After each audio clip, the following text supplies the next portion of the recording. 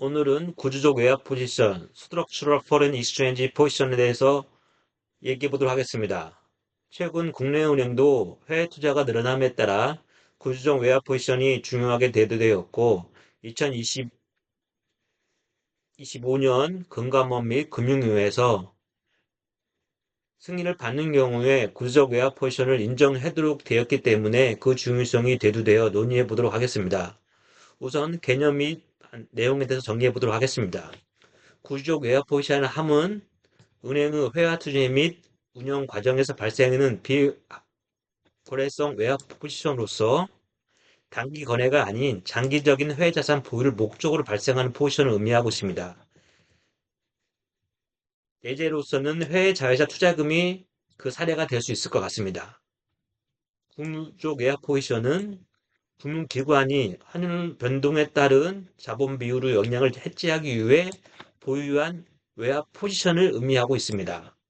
일반적인 손익 단기 거래를 통한 손익 달성을 위한 트레이딩 외화 익스포저와는 다르며 장기적이고 자본비 변동을 줄일 목적으로 하는 경우에 구조적 외화 포지션으로 인정받을 수 있습니다.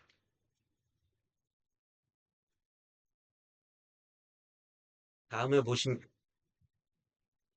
그러면 이런 구조적 외화 포지션을 가져가는 방법에 대해서 얘기해 보도록 하겠습니다. 저희가 외화 포지션 관련해서는 크게 두 가지, 매칭 포지션과 오픈 포지션을 가져갈 수 있습니다.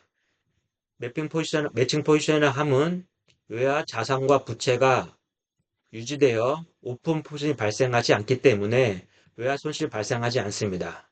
이런 경우는 환율에 대한 변동이 없기 때문에 자본 비율 변동이 발생하지 않습니다. 하지만 RW가 증가하기 때문에 자본 비율 변동하는 요인이 발생하게 됩니다. 다른 경우는 오픈 포지션입니다. 오픈 포지션을 유지하는 목적은 자본 비율을 안정화하기 위해서 특정 외화 포지션을 오픈하는 경우입니다. 자산이 크는 경우와 외화가 큰 경우 두 가지 경우가 다 있을 수 있을 것 같습니다. 이런 경우에는 외화 시장에 시장 리스크가 발생하게 되며 추가적인 자본 비율 요구가 발생하게 됩니다. 자세한 내용은 다음 페이지에서 다시 한번 자세히 설명해 드리도록 하겠습니다.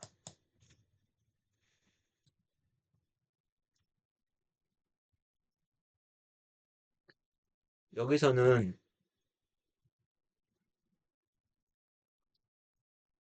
보시면 케이스 1이 앞에서 말한 매칭 포인트, 즉 오픈 포지션이 발생하지 않는 경우이며 케이스 2가 오픈 포지션이 발생하는 경우입니다. 케이스 1을 보게 되면 외화 자산 금액과 외화 부채 금액이 동일하기 때문에 오픈 포지션이 발생하지 않습니다. 케이스 2와 2는 외화 자산은 400인 반면 외화 부채는 360이기 때문에 400-360, 즉 오픈 포지션이 롱 포지션으로 40이 발생합니다. 이런 경우 최초 KS1의 경우는 RW 100% 가정했을 때 외화자산, 외화부채의 600의 위험가중자산이 되고 분자에는 자기자본이 들어와 60이 대 10%가 됩니다. 하지만 케이스 2와 같은 경우는 400과 200은 동일하고 자본도 동일하지만 여기 오픈 포지션 40에 해당하는 시장 리스크 발생하기 때문에 9.95로 하락하게 됩니다. 이 9.3.2 시장 리스크 산출은 40 곱하기 8%를 해서 나오게 됩니다.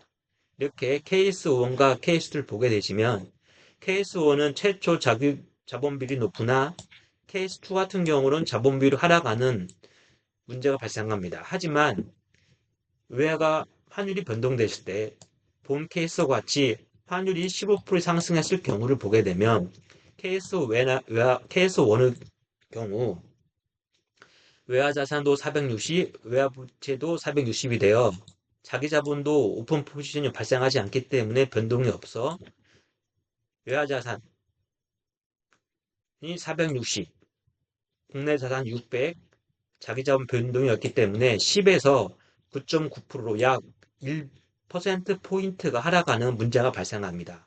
이와 같이 KS1의 경우 최초 자본 비율 관리가 가능하나 환율 변동에 따른 리스크를 관리할 수가 없습니다.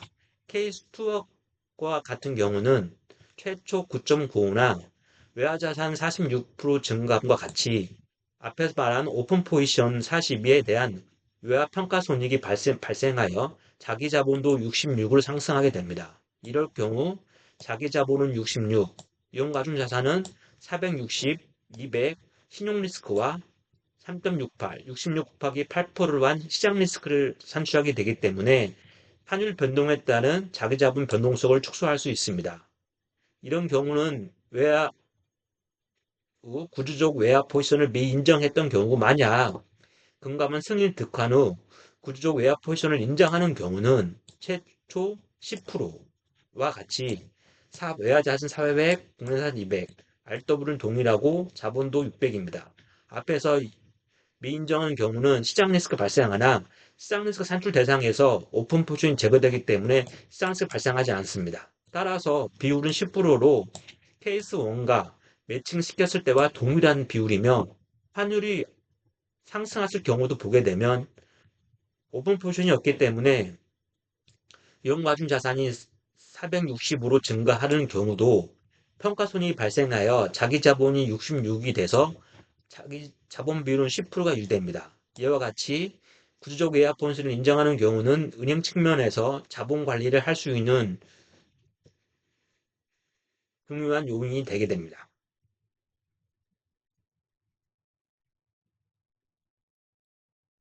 앞에서 살펴본 바와 같이 외화 포지션을 인정하는 구조적 외화 포지션을 인정하는 경우에는 은행에 큰 도움이 됩니다. 하지만 모든 외화 포지션을 인정할 수 없기 때문에 구조적 외화 포지션의 규제에 관련해서는 금감원 규제 당국의 승인을 득하고 유지하게 되어 있습니다.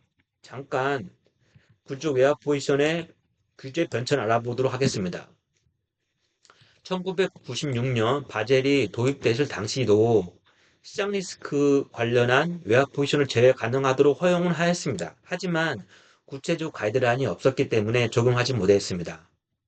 최초 실행한 곳은 유럽이며 유럽에서는 1919년 22년부터 구조적 외화 포지션 인정에 대한 엄격한 기준을 마련해서 유지를 하고 있으며 한국은 FRTB 도입된 이후에 규정상에는 반영되어 있으나 실제 운용되지 못하였습니다. 하지만 2025년 이후에 올해부터는 승인을 받아서 구조적 외화 포지션을 인정받을 수 있기 때문에 은행 측면에서 자본 비율 관리가 원활하게 될 수 있을 걸 생각합니다. 다음 장에서 승인을 받기 위한 조건을 잠깐 살펴보도록 하겠습니다. 금감원의 규제 승인, 여기는 잠깐 내용으로 한국과 유럽을 비교한 내용인데요. 그냥 살펴보시면 될 것 같습니다. 한국에서 구조적 외화 포지션을 인정받기 위해서는 이 5가지 해당이 돼야 됩니다.